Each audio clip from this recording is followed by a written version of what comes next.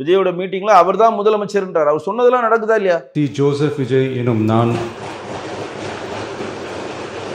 கமல் அவர்கள் வந்துட்டு கட்சியை வந்து அடுத்த திமுக கொடுத்துட்டு விலகிட்டார்.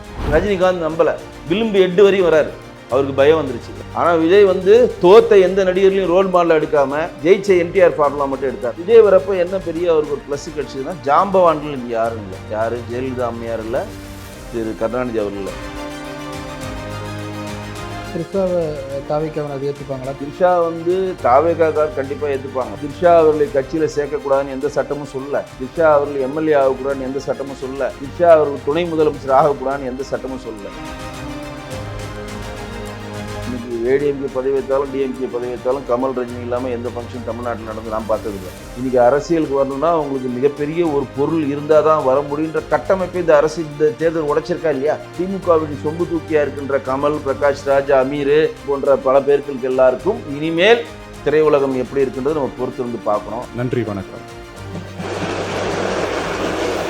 ஆச்சி மசாலா எந்த சமையலும் ருசி தேடும் ரகசியம் 20 ரூபாய். Periyar Maniammai Institute of Science and Technology, Tanjavur. Civil engineering with specialization in GIS, remote sensing and more.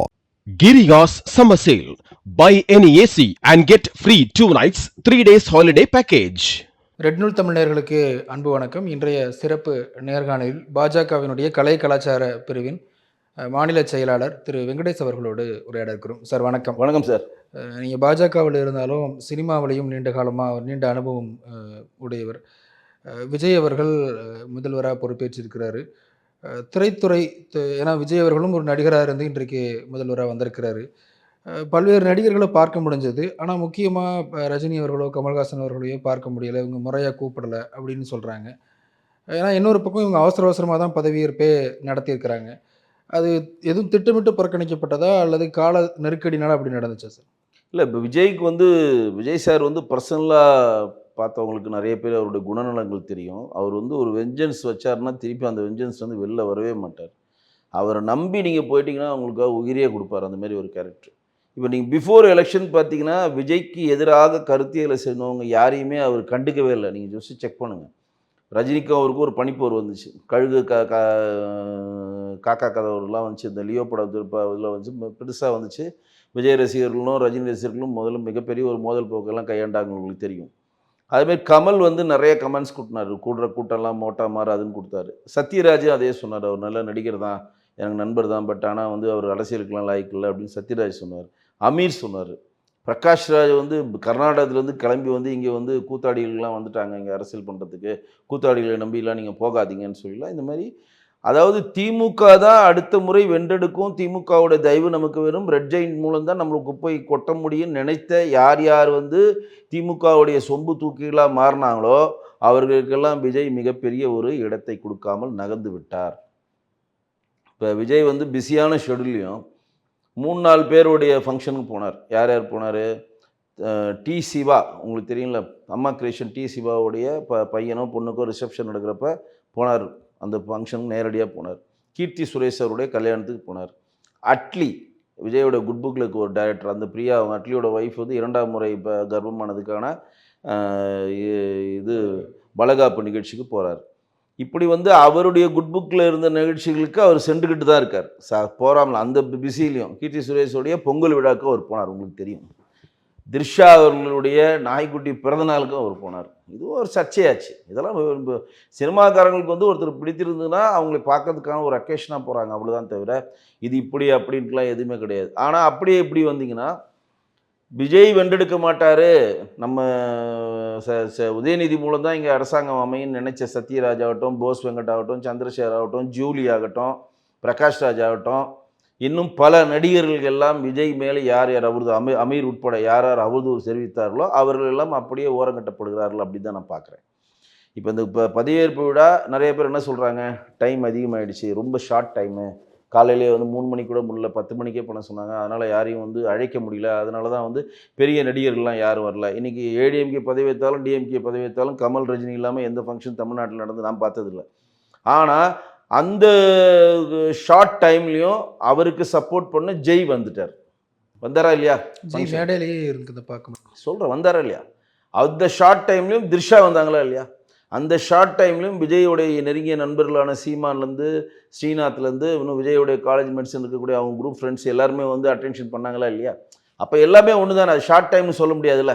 தன்னுடைய நண்பரை தூத்துக்குடி சம்மந்தமே இல்லாத தன் நண்பரை, ஒரு பிராமண சமூகத்தை சேர்ந்தவரை தூத்துக்குடியில் நிற்க வச்சு எம்எல்ஏ பார்த்து அழகு பார்த்தார். நட்புக்கான இலக்கம். தன்னுடைய டிரைவர் பையனுக்கு வந்து சபரிநாதன்ற சொல்லி ஒரு பையன் வந்து இன்றைக்கி விருகம்பாக்கம் தொகுதியில் நான் இருக்க விருகம்பாக்கம் தொகுதியில் அவர் தான் இன்றைக்கி எம்எல்ஏ. தன்னுடைய டிரைவர் பையனை படிக்க வச்சு அவருக்கு நல்ல வாழ்க்கைக்கு கொடுத்து அவரை வந்து எம்எல்ஏ பார்த்து அழகு பார்த்துருக்காரு. இதெல்லாம் வந்து ஒரு பாராட்டுக்குற ஒரு விஷயந்தான். முதல்ல இன்னொரு விஷயம் சொல்கிறோம். யார் யார் வந்து அரசியல் வந்து ஒரு பெரிய ஜாதி சொந்தக்காரர்கள் தான் அரசியல் உடன்படும், பெரிய லெவலில் அவனுக்கு பணக்காரனாக இருக்கணும், பெரிய லெவலில் அவங்களுக்கு வந்து அரசியல் பின்புலமாக இருக்கணும், பெரிய லெவலில் அவர்கள் வாரிசு தன்மையோடு வந்திருக்கணும், அவர்களுக்கு வந்து ஓட்டுக்கு இவ்வளோ பணம் கொடுத்தா தான் அவங்க வென்றெடுக்க முடியும். ஸோ இன்றைக்கி அரசியலுக்கு வரணும்னா அவங்களுக்கு மிகப்பெரிய ஒரு பொருள் இருந்தால் தான் வர முடியுன்ற கட்டமைப்பை இந்த அரசியல் இந்த தேர்தல் உடைச்சிருக்கா இல்லையா? அதற்கு காரணம் விஜய் தானே. ஒரு திரையுலகத்தினுடைய நான் என் ஃபேஸ்புக் கூட பதிவு போட்டிருக்கேன். அது நம்மளுடைய கருத்தியல் நம்ம வந்து வெவ்வேறு திசைகள் நம்ம பயணப்பட்டாலும் விஜய் சார் என்று என் நண்பர் தான். அவருக்கு நான் ஒர்க் பண்ணியும் கொடுத்துருக்கேன். அவர் வந்து குமுதம் வாரதலுக்கு அவர் சூப்பர் ஸ்டாராக தேர்ந்தெடுக்கப்பட்டப்போ அவர் என்னை கூப்பிட்டு இந்த ஒர்க் பண்ணி கொடுங்கன்னு சொல்லி என்னை கொடுத்தாரு. அதன் மூலம் எனக்கு மிகப்பெரிய ஒரு பரிசும் அவர்கிட்ட நான் வாங்கியிருக்கேன். ஸோ இன்றைக்கி வரையும் என் நட்போட்டத்தில் தான் அவர் இருக்கிறார், அதில் மாற்று இல்லை. ஆனால் வந்து இன்றைக்கு ஒரு சாமானியனுக்கும் பதவி கிடைக்கும், ஒரு சாமானியனுக்கும் அரசியலில் சட்டமன்ற உறுப்பினர் ஆகலாம், நாடாளுமன்ற உறுப்பினர் ஆகலான்றத மிகப்பெரிய லெவலில் மக்களிடம் கொண்டு போய் சேர்த்து அதற்கான டெஸ்ட்லையும் வென்றெடுத்ததுக்கு நம்ம வணக்கம் சொல்கிறோம், நன்றி சொல்கிறோம். எங்களை மாதிரி ஆட்களுக்கெல்லாம் இது வந்து புதிய உத்தியோகத்தையும் புதிய நம்பிக்கையும் ஏற்படுத்தியிருக்குது. ஏன்னா எல்லாம் என்ன பண்ணுறாங்க, நீ அவனுக்கு எவ்வளோ என்னப்பா ஜாதி, நீ உனக்கு கம்மியாக தான்ப்பா ஓட்டு, எவ்வளோப்பா செலவு பண்ணுவேன், இல்லைப்பா அவ்வளோதான்ப்பா இருக்கு, உனக்கு என்னப்பா இருக்குது பின்புலம், இவ்வளோ தான் இருக்கப்பா, சரி சொல்கிறேன்ப்பா, இப்படி தானே போயிட்டு இருந்துச்சு. அந்த கட்டமைப்பு இன்றைக்கி உடைக்கப்பட்டிருக்குல்ல. எனக்கு டிஎம்கேலேருந்து ஏடிஎம்கேலேருந்து யார் யார் இருந்தாங்களோ எல்லோரும் பணம் கொடுத்தாங்க. ஆனால் யாராலும் வென்றெடுக்க முடியலையே. பணத்தை தாண்டி மக்களிடம் போய் வென்றெடுக்கக்கூடிய ஒரு சக்தியாக உருவெடுத்ததற்கு நம்ம பாராட்டுதல். அட் த சேம் டைம் அவரை நம்பி வந்தவர்கள் எல்லாருமே அன்றைக்கி மேடையில் இருந்தாங்க. அவரை யார் வந்து கேலி பேசினாங்களோ, அவர் ஜெயிக்க மாட்டாரோ, விசிலடிச்சாங்குச்சி தற்கூரி அவரால் வந்து யாராலும் வந்து வென்றெடுக்க முடியாதுன்னு யார் யார் திரைப்பிரபலம்னு சொன்னாங்களோ அவர்கள் எல்லாம் ஓரங்கட்டப்பட்டிருக்கிறார். பட் ஒரு திரை சம்பந்தப்பட்ட ஆளாக எனக்கு ஒரு மகிழ்ச்சி என்னென்னா, இந்த ரெட் ஜெயின் அப்படின்னு திமுக குடும்பத்தில் இருந்து இந்த திரை உலகம் விடுபட்டப்பட்டு ஒரு சந்தோஷம். எங்களை மாதிரி சின்ன சின்ன படங்கள் தயாரிக்கிற தயாரிப்பாளர்களோட படம் வெளிவதற்கு விஜய் அவர்கள் உதவ வேண்டும். கிட்டத்தட்ட ஆயிரக்கணக்கான சின்ன சின்ன தயாரிப்பாளர்கள் பண்ண படங்கள் வந்து ரிலீஸ் ஆக முடியாமல் இந்த ரெட் ஜெயினால் முடங்கி கிடக்கிறது. அந்த படத்தை வாங்குறதுக்கு ஓடிடி பிளாட்ஃபார்ம் முன் வரல, சேட்டலைட் பிளாட்ஃபார்ம் முன் வரல, தேட்டர் ஐடிக்கு முன் வரல. யாருமே அந்த படம் ப்ரொமோஷனுக்காக பிரிண்ட் மீடியா கூட எந்த ஒரு ஹெல்ப்பும் பண்ண முடியாத ஒரு அவல நிலையை நோக்கி தான் திரையுலகம் நகர்ந்திருக்கிறது. இதை மாற்றுவதற்காக ஒரு சக்தியாக திரைப்பிரபலங்கள் எல்லாமே, இப்போ திரைப்பிரபலங்கள் நீங்கள் நினைச்ச மாதிரி இளைஞர்கள் மட்டுமல்லாமல், குழந்தைகள் மட்டுமல்லாமல், தாத்தா பாட்டி மட்டும் விஜய்க்கு ஓட்டளிக்கலை. தமிழ்நாட்டில் இருக்கக்கூடிய திரைப்பிரபலங்களுடைய வாரிசுகள், நேரடியாக திரைப்பிரபலங்கள் எல்லாருமே ஓட்டளிச்சிருக்காங்க. அதனால தான் சத்யராஜ் அவர்களும் திவ்யா அவர்கள் பொண்ணு வந்து விஜயை பற்றி அவதூறு பேசினாலும் சிபிராஜ் தெளிவாக சொல்கிறார், கூடிய கூட்டம் ஓட்டா மாறாதுன்னு சொன்னாலே மாறிடுச்சுன்னு சொல்லி மாறுதட்டி சொல்கிறார். எதுக்கு சொல்ல வரோன்னா, எல்லோரும் திரைப்பிரபலங்களுக்கும் ஒரு மாற்றத்தை நோக்கி நகருன்ற ஆசை வந்து விட்டது. ஆனால் திமுக வழி சொம்பு தூக்கியாக இருக்கின்ற கமல், பிரகாஷ் ராஜ், அமீர், இன்னும் போஸ் வெங்கடன் போன்ற பல பேர்களுக்கு எல்லாருக்கும் இனிமேல் திரையுலகம் எப்படி இருக்குன்றது நம்ம பொறுத்திருந்து பார்க்கணும். இதனால் வரையும் சினிமா உலகமும் ஒட்டுமொத்த தேட்டரும் ரெட் ஜெயின் மூலமும் அவங்க கட்டுப்பாட்டில் இருக்கிறது மட்டும் நினச்சிட்டு இருக்கீங்க. அது மட்டும் கிடையாது. தமிழ்நாட்டில் இருக்கக்கூடிய FEFSI film employees federation of south India ஆகட்டும், அந்த 24 கிராஃப்ட் அது கீழே இருக்கிறதாகட்டும், இன்னும் இந்த சைடு வந்தீங்கன்னா தமிழ்நாடு சின்னத்திரை இயக்குனர் சங்கத்திலிருந்து தமிழ்நாடு சின்னத்திரை கலைஞர் சங்கம், தமிழ்நாடு சின்னத்திரை எடிட்டர் சங்கம்னு ஒரு கூட்டமைப்பு இருக்குது. அந்த கூட்டமைப்பிலையும் திமுகவை சார்ந்தவர்கள் ஜெயிக்க வைக்கிறதுக்கான எல்லா வேலையும் திருப்பூச்சி முருகன் செய்து ஒட்டுமொத்த திரையுலகம் தயாரிப்பாளர் சங்கத்திலிருந்து எல்லாத்தையும் தன் கண்ட்ரோலில் வச்சுருந்தார். அதை விஜய் வந்து உடைக்க வேண்டும். அதை மாற்றி திரையுலகத்தை ஒரு திரை சம்மந்தப்பட்ட ஆளாக நான் ஒரு வேண்டுகோளை விடுக்கிறேன். தேர்தல் அன்னைக்கு அந்த வெள்ளை சட்டை, காக்கி பேண்ட்டு, சிம்பு கூட அப்படி தான் போட்டிருந்தாரு. பல்வேறு திரைப்பிரபலங்களுடைய ஆதரவு இருக்குது அப்படின்னு சொல்கிறாங்களே, அது அந்த பார்வை வெள்ளை சட்டை, அதாவது சிம்புவும் நம்ம ஜெய்யும் அப்புறம் வந்து ஜீவாவும் இறங்கி தேர்தல் பிரச்சாரமே பண்ணாங்க. ராமராஜன் தேர்தல் பிரச்சாரம் பண்ணார், ஆலங்குளத்துக்கு பண்ணார், ராமராஜன் தேர்தல் பிரச்சாரம் பண்ணார். சில பேர் வந்து நேரடியாக அதை சொல்ல முடியாமல் அந்த காஸ்டியூமை போட்டு மறைமுகமாக பண்ணார். அது விஜய் சாரே பண்ணியிருக்காரு. 2021 தேர்தலில் அவர் வந்து சிவப்பு கருப்பு போட்டு ஒரு 2 வீலர் ஒரு சைக்கிள் ஓட்டிகிட்டு தானே போனார். அதுதான் நான் சொல்ல, ஆதவர்ஜனா சொன்னார்ல, அந்த மாதிரி நேரடியாக வந்து முத்திரை கட்டப்படும்னு சொல்லி நேரடியாக பண்ணாமல் மறைமுகமாக அவங்க சப்போர்ட் பண்ணியிருக்காங்க. இன்றைக்கி கமல் வந்து தன் கட்சியை முழுவதுமாக ஒரு டிஎம்கேக்கு அடை வைத்தது மிக காரணம் அவருடைய ஃபினான்ஷியல் பொசிஷன் தாங்க. அவர் எடுத்த எல்லா படமும் ஒரு விக்ரம் தவிர எந்த படமும் ஓடல, பெரிய ஃப்ளாப் சந்திச்சார். தக் லைஃப்பில் பெரிய கடனானார். இனிமேல் நம்ம திரையுலகத்தில் நம்ம அடுத்த கட்டத்தில் நகர்னா ரெட் ஜெயின்ற ஃபண்டு இருந்தால் தான் நகர முடியும். ரெட் ஜெயின் மூலம் பிளாக் மணி வச்சு தான் இங்கே பொழப்பே நடத்த முடியுன்ற கண்டிஷன் கமல் வந்துட்டார். இன்றைக்கி அவர் பெரிய பெரிய ப்ராஜெக்ட் போட்டுக்கார். அந்த ப்ராஜெக்ட் எடுத்த பணம் அவர்கிட்ட இருக்கா? கமல் அவரும் ரஜினியும் கமல் சேர்ந்து நடிக்கிற ஒரு ப்ராஜெக்ட் இருக்குது, அவருடைய ப்ராஜெக்ட் இருக்குது, சேயோன்னு சொல்கிற சிவகார்த்திகேயன் ப்ராஜெக்ட் இருக்குது, தனியாக 4 ப்ராஜெக்ட் போட்டிருக்காரு. அதற்கான கட்டமைப்பு அந்த பணம் அவர்கிட்ட இருக்கா? எல்லாமே திமுகவுடைய ரெட் ஜெயின் மூலம் வரக்கூடிய மறைமுகமாக வரக்கூடிய பிளாக் மணி வைத்து தான் இதுவும் அவரையும் ப்ளே பண்ணியிருந்தார். அந்த ஒரே காரணத்துக்காக தான் அவர் போய் தன் கட்சியை திமுகவுடன் அடகு வைத்து விட்டார். அதனால தான் அந்த தேர்தலில் அவர் காணாமல் போனார். த்ரிஷா அவர்கள் விஜய் எங்கே ராஜினாமா பண்ணுறாரோ அந்த இடத்த வந்து த்ரிஷாவுக்கு கொடுப்பாங்க அப்படிங்கிற ஒரு பேச்சு பரவலாக எல்லாரும் பேசிக்கிட்டு இருக்கிறாங்க. அப்படி நடக்குமா? நடந்தால் த்ரிஷாவை தாவேக்காவினர் ஏற்றுப்பாங்களா? தமிழக மக்கள் ஏற்றுப்பாங்க? இல்லை, த்ரிஷா வந்து தாவேக்காக்கார் கண்டிப்பாக ஏற்றுப்பாங்க. வரும் வலைதளத்தில் எவ்வளோ வருது. ஒருத்தன் சொல்கிறான் அவருக்கு பல்லு இருக்குது பக்கடா சாப்பிட்றாருன்னு ஒருத்தன் சொல்கிறான். அதெல்லாம் வந்து ஏற்றுக்கொள்ள முடியாத ஒரு விஷயமாங்க. நீங்கள் பொது பார்வையில் பார்த்தாலும் அந்த தொண்டர்கள் ஏற்றுக்கொள்ள மனநிலைக்கு அவங்க வந்துட்டாங்க. ஒன்று. ரெண்டாவது வந்து நீங்கள் சொல்கிற மாதிரி த்ரிஷா வந்து கிழக்கு தேர்தலில் திருச்சி கிழக்கு தேர்தலில் நிற்கிறதுக்கான வாய்ப்புகள் ரொம்ப கம்மின்னு தான் நான் பார்க்குறேன். ஏன் அப்படின்னா, குப்பா கிருஷ்ணன் வந்து இது லால்குடியில் நின்னார், லீமார் ரோஸ்ட்டை தோத்தார். குப்பா கிருஷ்ணன் வந்து முத்திரையருக்கான ஒரு ஜாதிய நடையில் மிகப்பெரிய ஒரு செல்வாக்கு மிக்க ஒரு தலைவர், அனுபவம் வாய்ந்த ஒரு தலைவர். அவர் வந்து பெரிய லெவலில் இன்றைக்கி அனுபவம் வாய்ந்த தலைவர்கள் தாவேக்கா தேவைன்னு விஜய் நினைக்கிறார். நீங்கள் செங்கோட்டையன் ஜேசிடி பிரபாகரனை தவிர பெரிய அனுபவம் உள்ள தலைவர்கள் அங்கே கிடையாது.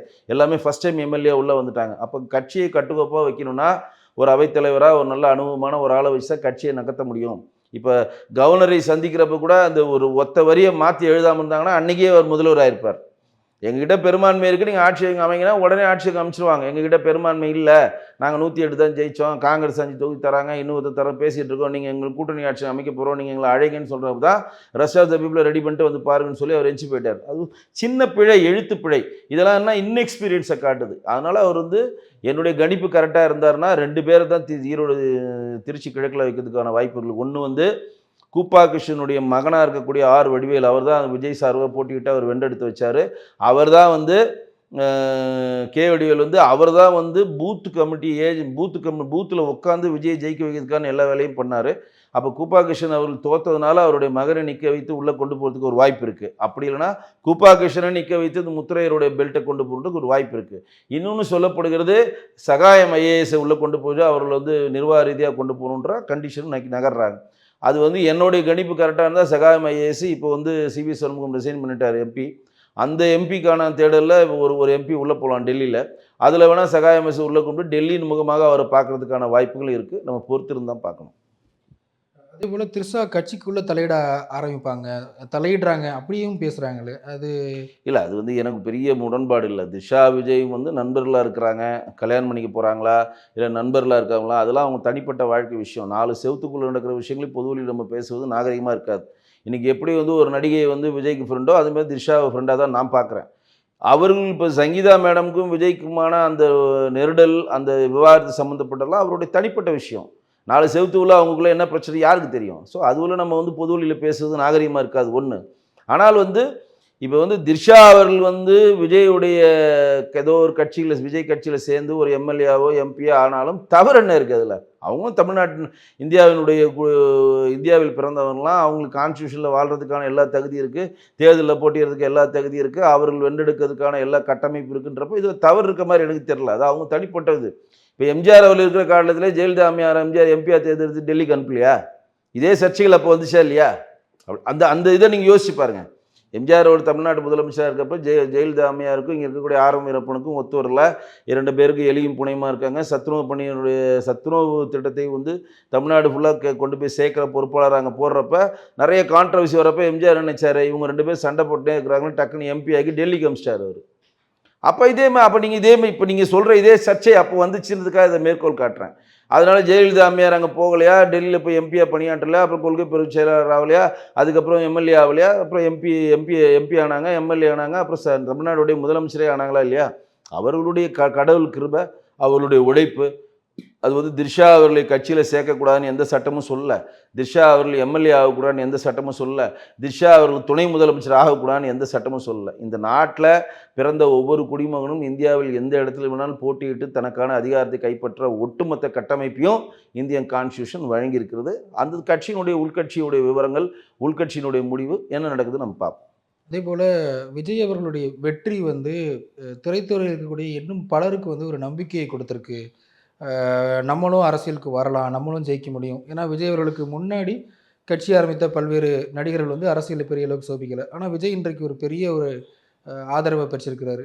இந்த பாணியில் வேற யார் வருவாங்கன்னு நினைக்கிறேன்? இல்லை, அது மேலே எனக்கு உடன்பாடு இல்லை, நம்பிக்கை இல்லை. ஏன்னா நீங்கள் நல்லா கேளுங்க, திரையுலகத்தில் வந்து பல பிரபலங்கள் வந்தாங்க.